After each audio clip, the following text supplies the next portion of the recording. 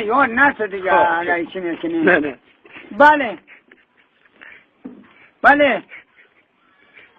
دورا خویلم دورا میمونو چه خر کنی گری میکنی تو هم بله میگی و من بله میگیم دو بله که یک جای میشه یا شما بله بگین یا ما بله و هم بله من بله او والله بات کردم و ایسا خدا و راسته اگر شناخته باشم تو نه از سرزای دو وقت همه تو مثل خربوزی تفوز دادگی واره میانم پخ نیم بلند او که از یه نفر دیگه هم در پالیتون دانش چلم میکنه چی میخوره او او سلاته در 2 بجه سلاته میشه نه سلاته 12 بجه میشه او چون خوش خود چه عمل خدمت بود کدوم ضروریات مصروفیت داشتیم در این وقت زنگ زدن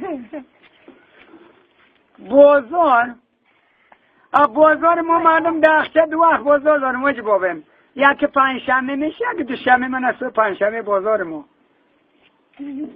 صبح بازار خوش خود چه مجبوریت کدوم مصروفیت داشتین ضروریات کدوم چیز بود چی بود بازار تربوز دور از اون دور میمونوی مدکاسی مردید ما تربوز در کجا تربوزهای ما مردم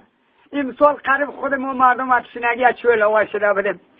او نبود تربوز در کجا اکده تکر نرسد یک روشی و یک تیله رو نمیاد خوی راکه خود ما مردم نشد نه خربوزه این سال نشد تو خربوزه موی تربوز خوش خود اصلا ما سعی کنین در این اخچه که تو یک گوری کپن نیست و قدم سنوی عیبت پول خمری و دوشی و کله نری هم سنو یکون مویتر از اما مویترهای کمور میگه نینو میگه دینو هینو از زمانو یکون تو روی کنین بخبر تو هم سنوی عیبت جور نشده ایجا جور نمیشه نه تایواره رکاسی مردی تایواره که خربوزه تربوز بار میکنه یک لعر فیل تایواره مردن لایق گیره یکون مویتر روی کنین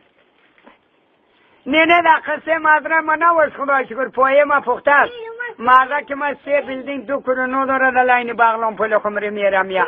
در قصه چاشت و گپ و مغز سرت کده جور شما پل کارش خلاص نداره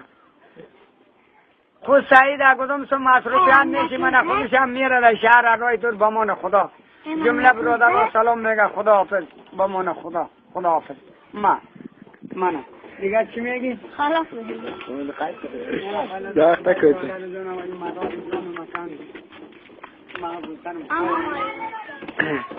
در روپیه یا 30 روپیه 40 روپیه میدم سمیش کن که چه رقم شده خواه